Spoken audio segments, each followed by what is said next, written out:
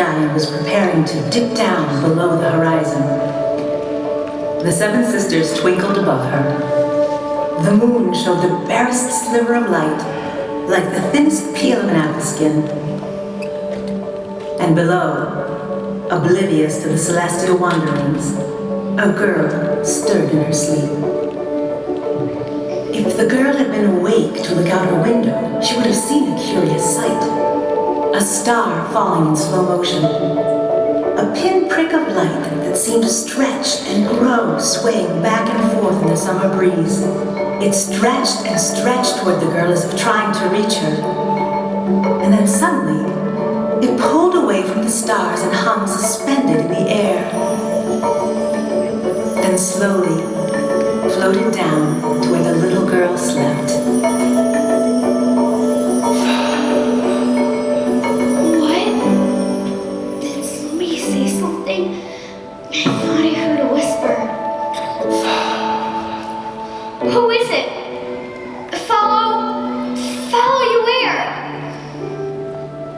The girl stepped forward and looked around her room to see where the voice was coming from. In the distance, she began to hear what sounded like laughter, the kind of laughter that made her feel loved deep in her soul, and she knew it was good.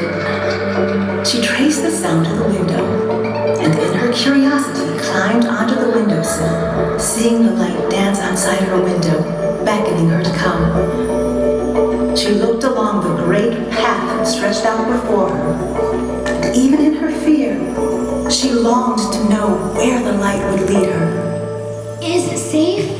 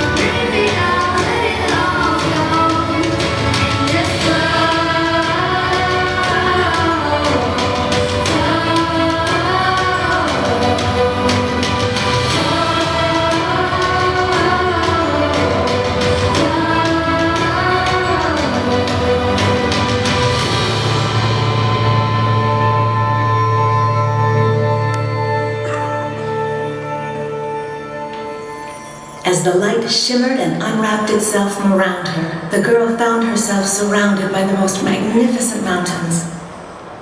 Wow, this is amazing. Hello?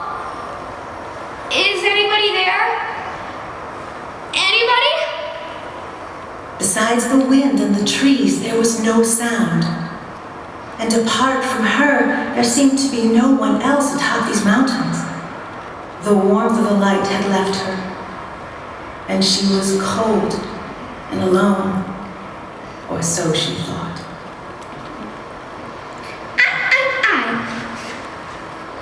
What a lovely little finch. A finch, if you please. How absurd. I am a cashmere, not hatch.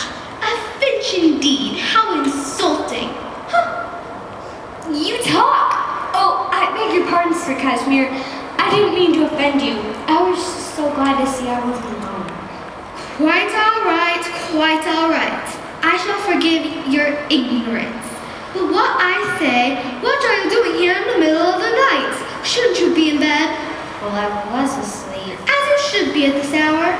Well, I was, but then something came into my room and woke me. Your mother, perhaps? Or a pet? No. It was a whisper, I think. A whisper?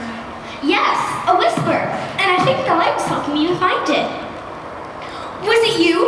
Was that why the light brought me here? You must be the one who whispered to me. Oh, so many questions. But I'm afraid you got the wrong end of it. I did not whisper you here. Oh. But I do know something of the whisper. You do? The whisper? Is that the one who woke me? Yes, I believe so. Well, where is he? Well, he's here, of course. Where? Here. But I don't see anyone. Well, of course you don't.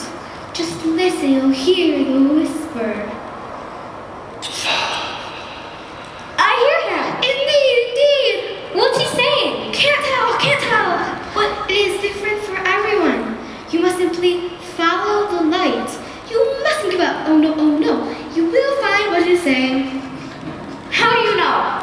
Because the whisper won't rest until you do, of course. Do you mean it? With all my heart, feathers, and beak.